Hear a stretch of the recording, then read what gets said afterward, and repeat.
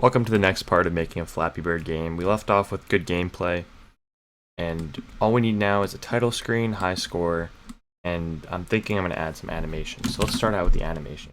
You Control-Shift-N to make a new object, drop it into the fly, and call it Sprite. And now I'm going to make all these circles inside of this sprite thing, inside the fly. And we're going to recreate his prefab now because it's broken. So just drag that in, delete our old fly prefab. Just rename this one to fly.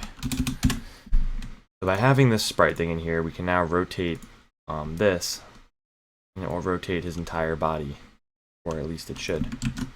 It's not quite zeroed out actually. That's the problem. So we're going to drag all those back. Yeah. Crap. Make sure your sprite is zeroed out before you drop it in, or it won't work. Now it will work. I have to recreate the prefab now, so delete the old one, make a new one of your fly. Now when I go to my sprite, I can rotate, and it will rotate about his center, which is cool, because now we can add animation to him.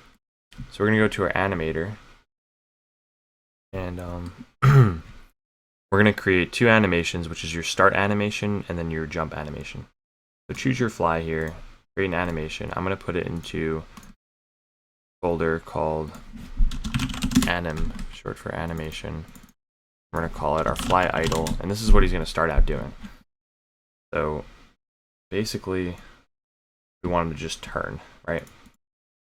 So the amount of time, maybe like 1 minute, we want him to be a full 180 degrees in the Y. Z rotation, I mean. No, we don't. We want it to be a full 90 degrees in the Z rotation. No, we don't. We want it to be a full negative 90 degrees. And that will make it so over time, he kind of like bends down. Maybe even slower. I kind of want to make the curve here, instead of like this constant curve, I want to give it a free smooth and then just make it so he kind of gradually reaches that point. We're going to make it a free smooth here. Pretty important actually. Just like that. Now when I play it, actually I want to do quite the opposite. I want to make it slowly fall and then gradually pick up speed. That. Except over a longer period of time. Maybe 2 seconds. Perfect. And we're going to go back to our dope sheet and make sure that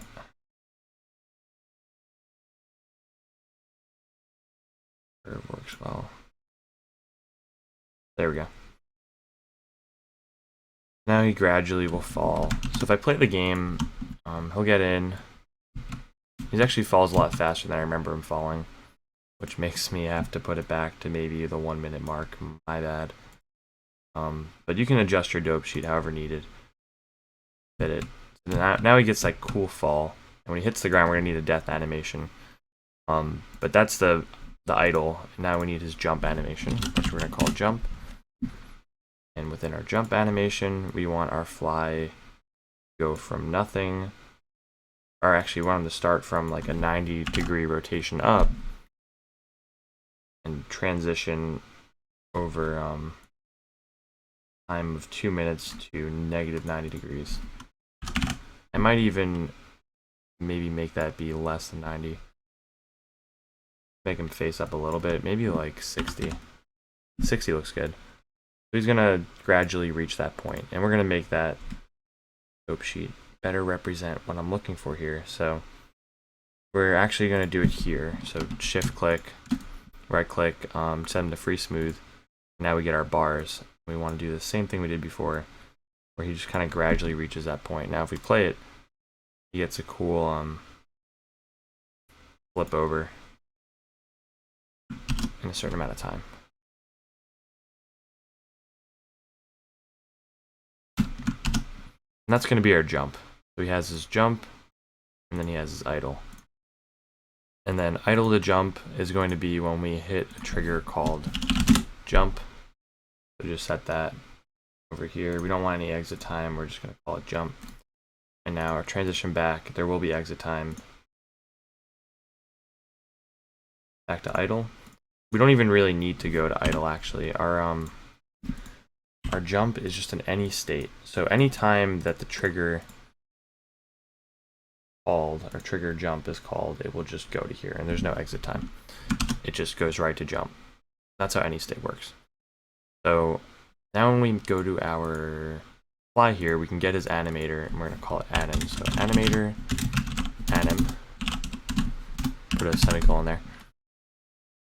And want to make our anim equal to get component animator. You guessed it. So now we can go down to our jump, and every time we call jump, we want to do anim.setTrigger jump. And that's just going to call that jump trigger we made within our animator. And we open up game and we give it a play. We start out in that idle state, and when we press space, we do the jump animation. He does need to turn a lot faster though. That seems to be pretty obvious. So we're going to make him turn almost immediately. So we'll go to our little sheet here.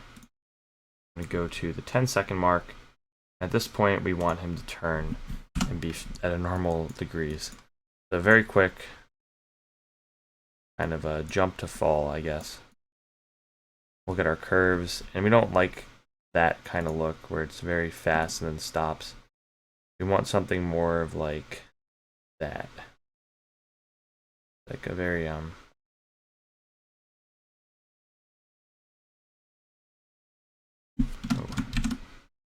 I don't know what I just changed there. We want it to be sort of like that, but now we get this weird problem down here.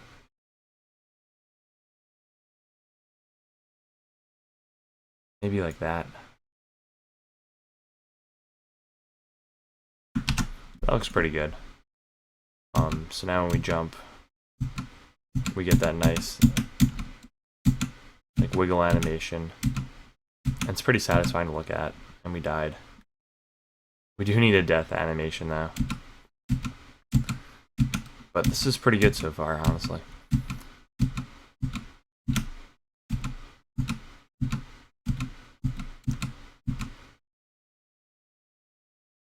For our death animation, we can just make him continually rotate. I think that's a good idea. So in our death animation, our guy